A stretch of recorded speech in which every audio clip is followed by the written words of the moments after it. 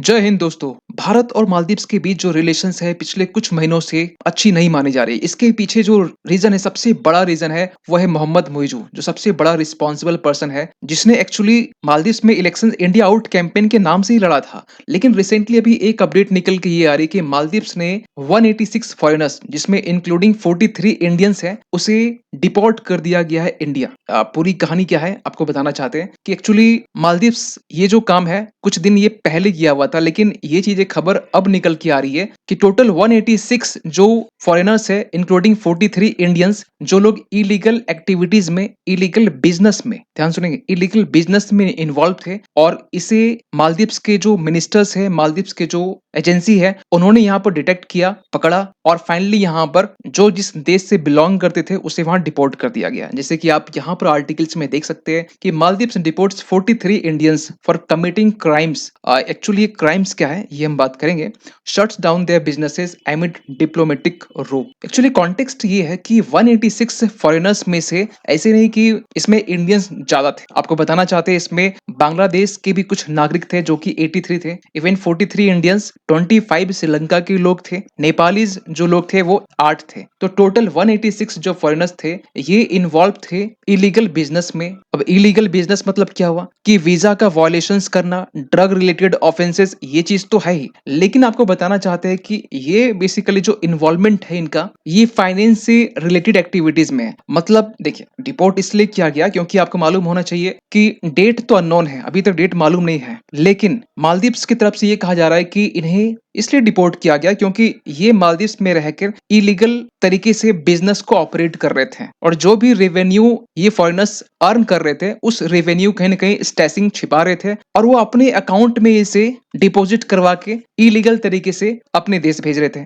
इनका ये मानना है। एक्चुअली अच्छे समझते, देखिए हुआ क्या है कि कुछ फॉरेनर्स के ऊपर ये एलिगेशन लगाया जा रहा है कि जो फॉरेनर्स है वो लोग लोकल के नाम से यहाँ पर अपने आप को रजिस्टर करते हैं, अकाउंट बनाते हैं लोकल के नाम से, लेकिन जो प्रॉफिट हो रहा है, लेकिन जो रेवेन्यू हो रहा है वो अपने ऊपर ट्रांसफर कर लेते हैं। इससे क्या हो रहा है, इससे मालदीव्स की जो इकोनॉमी है उसे झटका मिल रहा है, क्योंकि आपको बताना चाहते हैं, अभी हम लास्ट में बताएंगे आपको कि मालदीव्स की इकोनॉमिक कंडीशन फिलहाल भी है क्या। तो इसी में यहाँ पर जो मालदीव्स के होमलैंड सिक्योरिटी मिनिस्टर हैं अली, इन्होंने और इकोनॉमिक मिनिस्ट्री दोनों ने मिलकर यहाँ पर एक्शन लिया है। जो इलीगल बिजनेसेस ऑपरेट की जा रही है बहुत सारे नाम से, जो एक्चुअली रजिस्टर तो किसी और प्लेस में हो रहा है, नाम किसी और का है, लेकिन रियलिटी में नाम जो है कुछ फॉरेनर्स का निकल के आ रहा है। तो ऐसे बहुत सारे नाम, अभी 186 तो नाम भी निकले हैं। इनका ये भी मानना है कि ये नंबर्स बहुत ज्यादा हमें है, लेकिन 186 को अभी फिलहाल भी ट्रैक किया गया है। उसमें कहा जा रहा है कि रजिस्टर्ड भी है, अनरजिस्टर्ड भी है। कुछ लोग रजिस्टर्ड तरीके से यहाँ पर इलीगल बिजनेस को चला रहे हैं, कुछ लोग अनरजिस्टर्ड तरीके से चला रहे हैं। और यहाँ की जो होम मिनिस्ट्री है बेसिकली इसी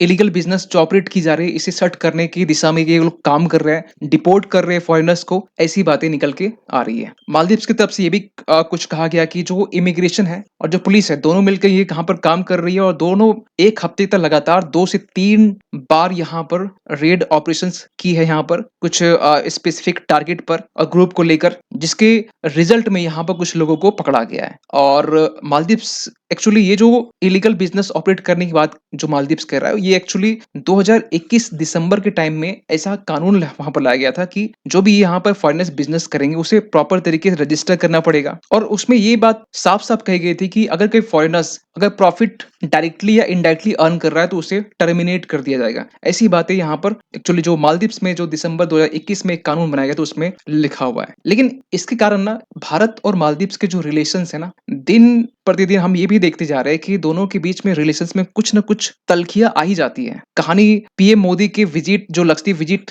किए थे 3 जनवरी के आसपास में, वहां से शुरुआत होती है। तीन मोहम्मद मुइजू के जो मिनिस्टर्स है वो डेरोगेटरी रिमार्क्स करते हैं, उसके बाद में सस्पेंशन होता है, बातें की जाती है कि अपने ट्रूप्स को हटाने की। इसके बाद में इंडिया की तरफ से भी रिस्पॉन्स आता है, यहाँ से भी जो मालदीव्स के जो टूरिस्ट है वो भी कैंसिल करना स्टार्ट करते हैं। इजी माई ट्रिप, मेक माई ट्रिप, ये लोग भी यहाँ पर मालदीव्स के अगेंस्ट ही खड़े होते हैं। और इस तरीके से जो मालदीव्स का टूरिज्म सेक्टर है जो कहीं ना कहीं कंप्लीटली इंडिया के ऊपर डिपेंडेंट था मेजर तौर पे, वो कहीं ना कहीं बहुत बड़ा झटका मिला। लेकिन आपको बताना चाहते हैं, जब से मालदीव्स के प्रेसिडेंट मोहम्मद मुइजू चाइना के विजिट में गए हैं उसके बाद से 20 ऐसे डील को लेकर साइन की गई है। इवन कि वहां गुहा गुहार भी लगाई गई कि आप हमें भर-भर के टूरिस्ट को भेजो मालदीव्स में। इंडिया जो बेसिकली गैप क्रिएट किया उसे रिप्लेस करने की कोशिश कीजिए और कहीं न कहीं ये चीज़ें रंग भी लाई है। आप 11 फरवरी जो लेटेस्ट डेटा ये कहता है 2024 का कि चाइना आज के टाइम में रैंक जहाँ 3rd हुआ करता था 2023 में, आज के टाइम में, अभी के टाइम में वो रैंक 1 में पहुँच गया है। हाँ, चाइना ज़रूर ऐसा करेगा क्योंकि चाइना को मालूम है कि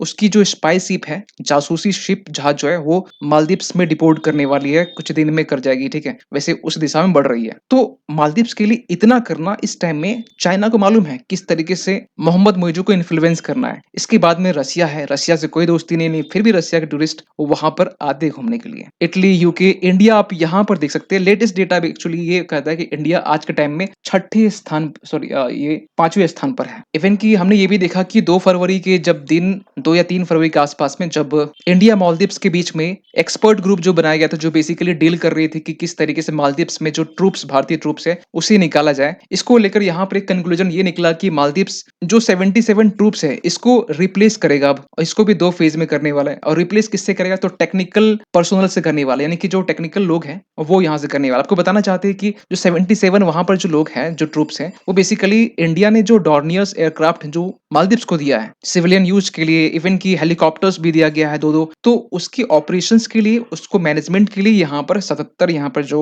इंडियन ट्रूप्स है, बेसिकली वहाँ पर डिप्लॉयड है। लेकिन इसके बदले यहाँ पर टेक्निकल पर्सनल को यहाँ पर रिप्लेस करने की बात हो चुकी है, जिससे 2 फेज़ में रिप्लेस किया जाएगा। एक तो आपका 10 मार्च के आसपास में और दूसरा जो है वो 10 मई के आसपास में। इवन कि रिसेंटली आईएमएफ ने, इंटरनेशनल मॉनेटरी फंड ने भी मालदीव्स को वार्न किया था फॉरेन डेट क्राइसिस को लेकर कि जब वो चाइना से बोरो कर रहा है, इसको लेकर पहले से इन्हें आगाह कर दिया गया है। फिर भी ये गलती करेगा क्योंकि चाणक्य की जो नीति है इन्होंने नहीं पढ़ा है। ये कोशिश कर रहा है कि हर एक गलती खुद से करे, खुद से सीखे क्योंकि इनके पास टाइम जो है वो 2 जन्मों के लिए। बाय द वे इसके लिए मालदीव्स के जो प्रेसिडेंट मोहम्मद मुइज़ उन्होंने भी ये माना है कि हमारी जो इकोनॉमी है वो ट्रबल में है, इसलिए कोई भी डेवलपमेंट प्रोजेक्ट्स हम लोग लॉन्च नहीं कर सकते कुछ नया और जिसकी रिगार्डिंग हमने वीडियो ही बनाया है। इवन कि पिछले महीने आपने ये भी देखा होगा कि वहाँ के जो एमपीज़ है किस तरीके से फाइट कर रहे हैं, जैसे कि एक जंग का अखाड़ा हो वहाँ पर, स्पीकर के कान में भोंपू बजाई जा रही है, ऐसी भी चीज़ें यहाँ से निकल के आ रही थी। फिर यहाँ की जो ऑपोजिशन पार्टी आपको बताना चाहते हैं मार्च में 17 मार्च का जो डेट है वो बेसिकली डिसाइड किया गया है। मालदीव्स में प्रेसिडेंसी इलेक्शन भी होते हैं, पार्लियामेंट्री यानी कि जो पार्लियामेंट है उसके मेंबर्स के लिए भी इलेक्शन होते हैं। तो पार्लियामेंट के जो मेंबर्स उसके इलेक्शन होने वाले 17 मार्च के आसपास में और जो पार्लियामेंट है वहां पर जो मेजोरिटी है वो एमडीपी पार्टी की है, मालदीव्स डेमोक्रेटिक पार्टी, मोहम्मद सोली की पार्टी, जो बेसिकली माना जाता है कि ये एंटी चाइना है, प्रो इंडिया है, ये माना जाता है। तो उन्होंने यहाँ पे इम्पीचमेंट मोशंस के बारे में भी यहाँ बात कही कि अगर क्योंकि हमारे पास मेजोरिटी है तो हम इम्पीचमेंट मोशन ला सकते हैं। ऐसी बातें भी निकल के आई। इंडिया से पूछा गया कि आप इस मामले में क्या कहते हैं, तो इंडियन साफ-साफ कहा कि ये मालदीव्स का इंटरनल मैटर है, इम्पीचमेंट मोशन लाए या ना लाए। इवन की पूरी कहानी में ना यूएस भी इंटरेस्टेड यहाँ पर है। क्यों? क्योंकि यूएस ने रिसेंटली यहाँ पर ये कहा था कि यूएस भी अपने साइड से कमिटेड है, खासकर ऐसे आर्किपेलागो यानी कि नेशंस, आर्किपेलागो यानी कि आइलैंड नेशन जो बेसिकली होता है, ग्रुप ऑफ आइलैंड नेशंस, उसके साथ भी हम लोग खासकर कोऑपरेशंस को स्ट्रेंथ करने के ऊपर फोकस करेंगे। ऐसी बातें भी निकल के आई।